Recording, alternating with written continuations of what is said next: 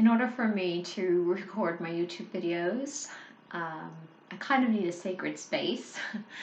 And as I'm traveling, I'm finding it a little bit difficult to find that space. So here I am. I am in Worthing, England, in my friend's bathroom. So I don't know if you know this, but Matthew and Michelle Barrow are missionaries who sort of adopted us, or adopted me and the kids as their own, and Naomi is their daughter, which makes her an adopted sister.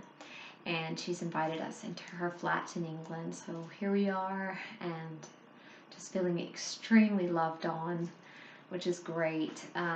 McKenna wants to go to art school here in Worthing, and so my parents are still not back from their trip, and I needed a place to stay. And honestly, these are like parents for me, so the tickets to fly up here were really cheap, like $30 a person. So we figured while we were here and while we were in Rome, we might as well pop up and see them. So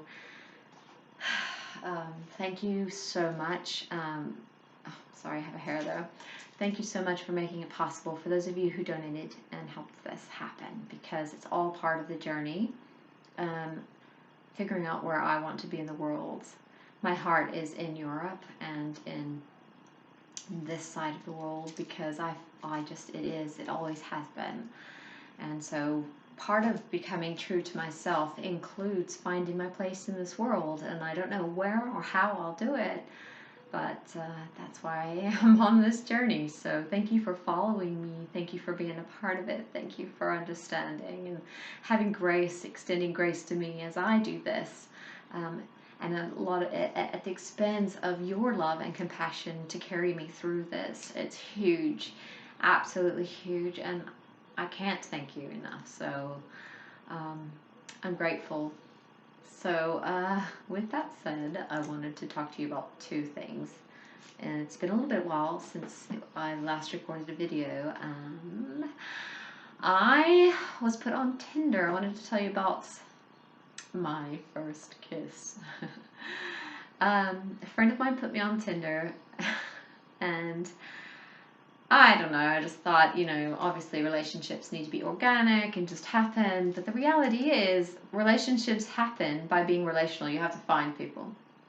And this lady wrote me on Tinder while I was in Rome saying, I don't speak English, I'm just using Google Translate, but I would love to take you on a tour of Rome on a motorcycle.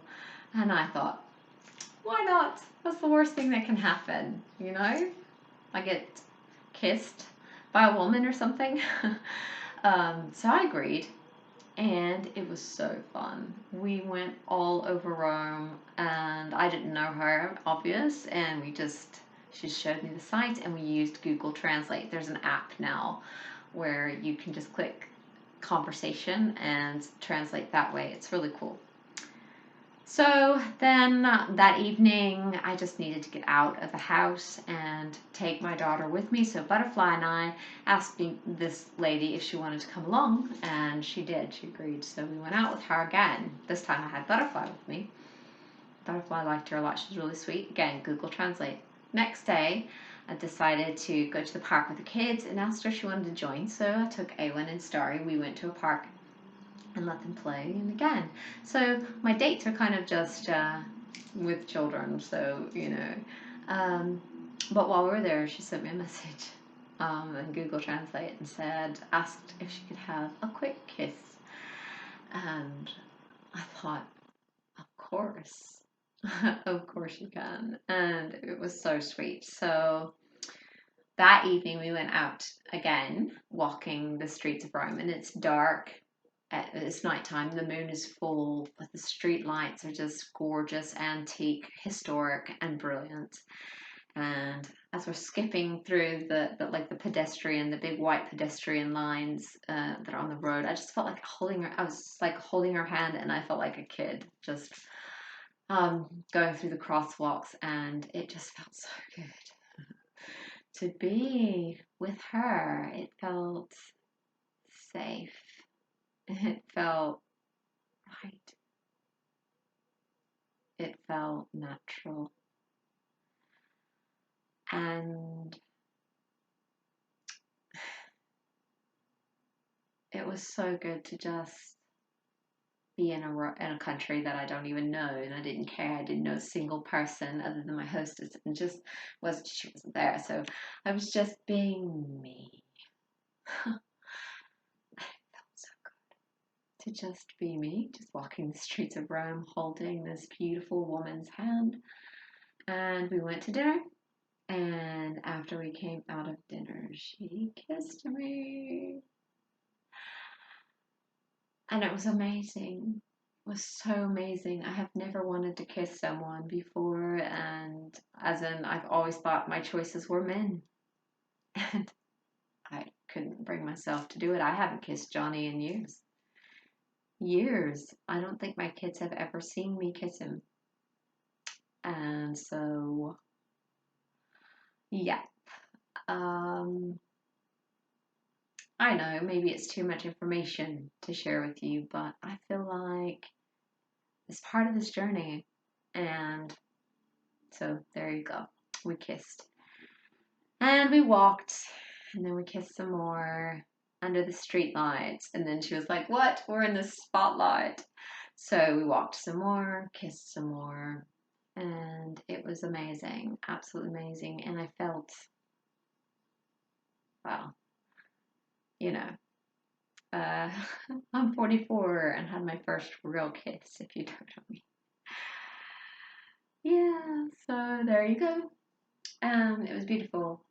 And as I got closer to the house, it was the day before I left because I was leaving in the morning. I gave her some dark chocolate and it was bitter. We both ate a bite and it was disgustingly bitter. It was 90%. And we're just like, and basically the only way to make it sweet was to kiss some more. And it was like now I understand what a Hershey's kiss is.